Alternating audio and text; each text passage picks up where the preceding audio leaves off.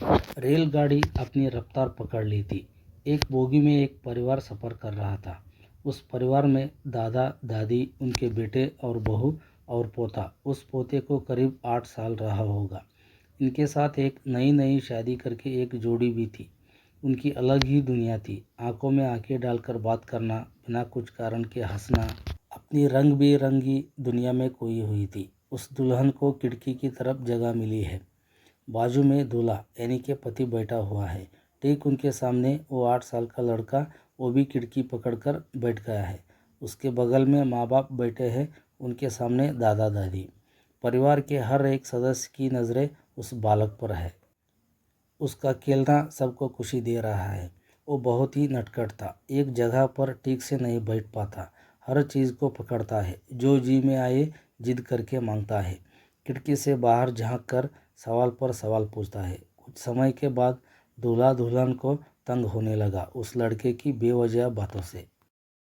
ये लड़का बेवजह सवाल पूछता है। 8 साल का लड़का, उसे ये भी पता नहीं कि रेल के खंभे क्या होते हैं, स्टेशन क्या होता है। हर एक चीज़ पर पूछता है, ये क्या है, वो क्या है। उसे पेड़ पौधे पता नहीं।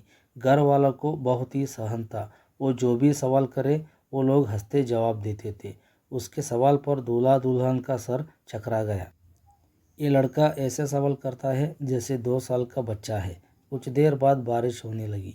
इस लड़के को जश्न ही जश्न, ये बारिश कहाँ से आती है। फिर एक सवाल किया। इस नई जोड़ी को लगने लगा शायद ये लड़का पागल है, इसलिए ये फालतू सवाल कर रहा है। वो बारिश की बूंदें अंदर गिरने लगी। दुल्हन को झुंझलाहट सी होने लगी। वो दूल्हा खिड़की को बंद करने के लिए उठ खड़ा हुआ, लेकिन वो लड़का अपने हाथों को खिड़की से बाहर फैलाया था। हाथ पर पानी गिरने से बहुत ही मज़ा ले रहा था। इस परिवार वाले लड़के को बहुत ही बिगाड़ दिया है, कहकर, सर जी, इस लड़के को आपने कैसे पालन किया है।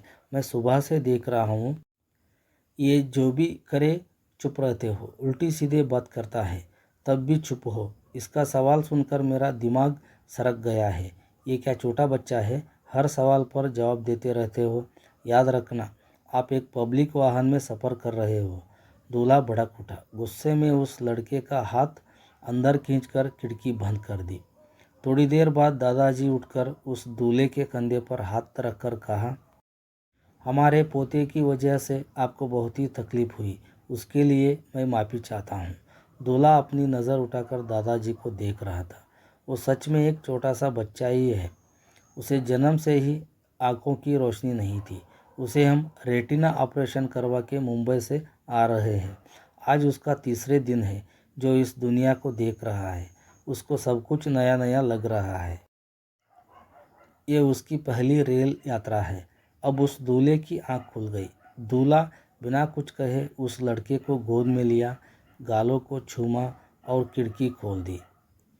दोस्तों, हमारे इस चैनल को सब्सक्राइब कर दो। इस वीडियो को ज़्यादा से ज़्यादा साझा करो। धन्यवाद।